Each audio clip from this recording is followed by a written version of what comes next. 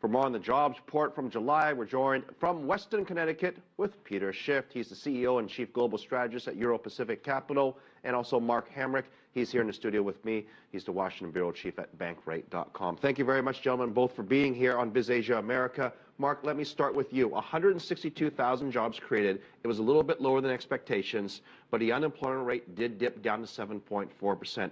How should we read this? It is a report which was clearly disappointing, but it certainly wasn't a disaster either. We've been sort of conditioned to these reports where job growth has been modest. The Federal Reserve described the economy's growth as modest just this week. This was another report telling us about modest jobs growth. So we got a modest job growth. Peter, by the way, good to see you again. Let me ask you this. The work week shrank and hourly earnings fell for the first time. Explain to us what that means. I mean, it sounds like bad news, is it? Well, it is bad news. One of the reasons that the report is actually worse than the headline is because about 2/3 of the jobs that we created are part-time, low-paying service sector jobs. That's the problem. In fact, so far in 2013, I think better than 3/4 of the jobs we created are temporary or part-time, low-paying service sector jobs. We need to create real productive jobs, but unfortunately, we are not doing that in this economy. In fact, I think the labor force is shrinking because the U.S. economy is actually shrinking. I think the GDP numbers we got a couple of days ago are ultimately going to be revised down close to zero. And if we had a more accurate measure of inflation, we would see that we are currently in a recession in the United States, and it's going to get worse. And so, unfortunately, the Fed's not going to taper. They are going to increase the size of QE. And I don't think I'm being a pessimist. I think I'm just being a realist, because I think the reality is it's pretty bleak in the U.S. economy. Mark, retailers added 46,000 jobs. It confirms what Peter is talking about, that yes, a lot of these new jobs are being created in the sort of lower wage service sector jobs. But isn't that better than no jobs at all? Well, sure.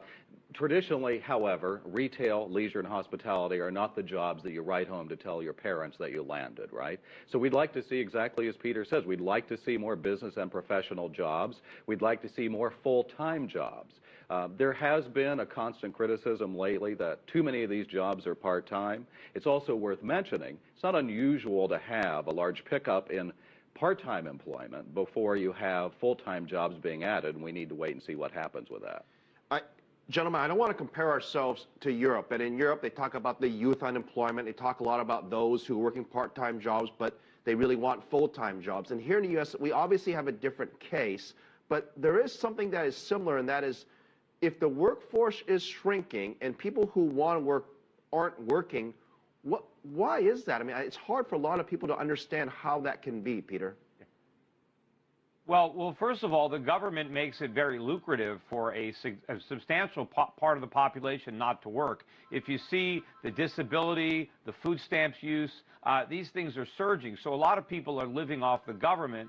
But also part of the problem is we have a lot of, we have the minimum wage law, we have all sorts of other taxes and regulations that increase the cost of hiring lower skilled people, and that disproportionately hurts the young. And of course, a lot of our young people now who are graduating with these kind of worthless liberal arts degrees with a pile of debt, another reason they don't want to work is they don't want to have to start paying back their student loans. All right, I want to be very careful here because there are people with me who are probably in my ear with liberal arts degrees, Peter. But I want to ask you this. Talk about the minimum wage increase. There's been a lot of discussion about it locally in different cities.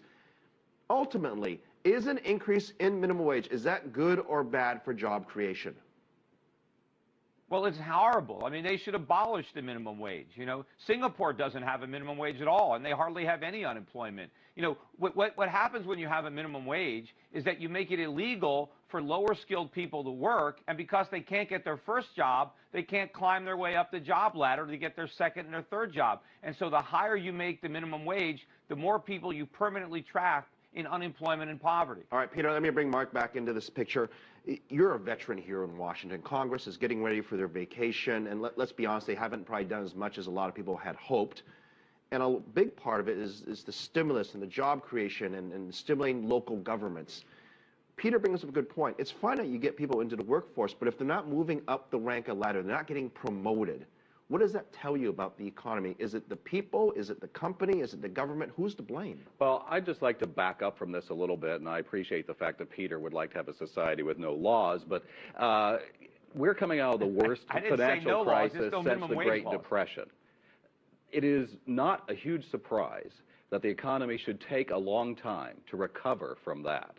It is a time when many people are experiencing a feeling of impatience, and that is a natural human reaction.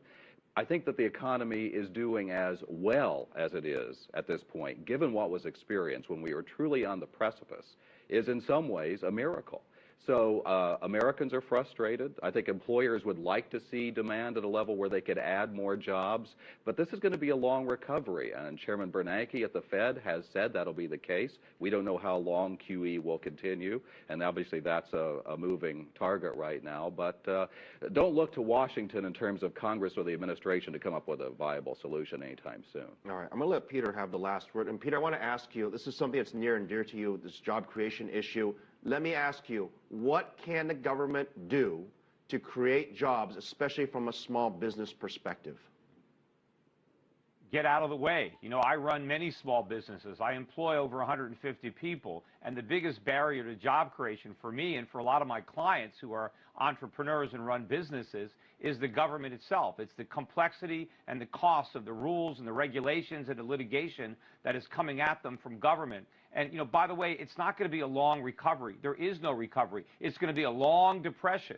You know, during the depression of the 1930s, there were plenty of years where they did have a positive GDP or quarters, but I think the government didn't solve our problems. Everything they did made the problems worse, but simply postponed the day of reckoning. So unfortunately, we're going to have a bigger crisis than the one we had in 2008. And it's not a miracle at all. Unfortunately, it's something that was made by man, made by politicians and central bankers, and we're going to have to deal with it. And the only way we will is with free market capitalism, not a centrally planned and manipulated economy like the one we have now in the United States. All right, Peter, one of these days, we're going to find some data to make you really, really smart. But I do want to thank you for your time joining us from Connecticut. Peter Schiff, CEO of Euro Pacific Capital Group, and also Mark Hamrick here in the studio, Washington Bureau Chief for Bankrate.com. Gentlemen, have a great week.